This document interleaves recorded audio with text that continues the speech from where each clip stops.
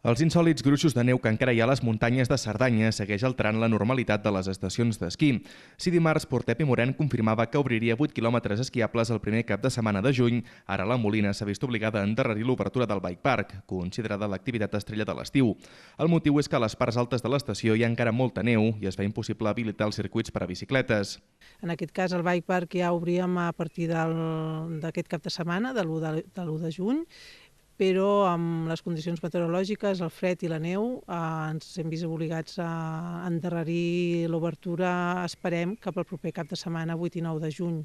El problema està en què a la part alta dels circuits del Bike Park doncs, hi ha neu i no està per practicar Bike Park.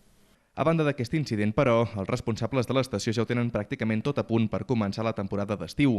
Enguany, les activitats es promocionaran conjuntament amb les altres estacions i atractius turístics de ferrocarrils de la Generalitat. Des del grup de ferrocarrils de la Generalitat hem tret el carnet a tot estiu 2013, en el qual els clients que facin 4 activitats a qualsevol de les nostres estacions, doncs cada una de les estacions, tant Vall de Núria com la Molina, com Espot i Montserrat, en regalaran una altra. En el cas de la Molina regalarem un passeig amb telecabina.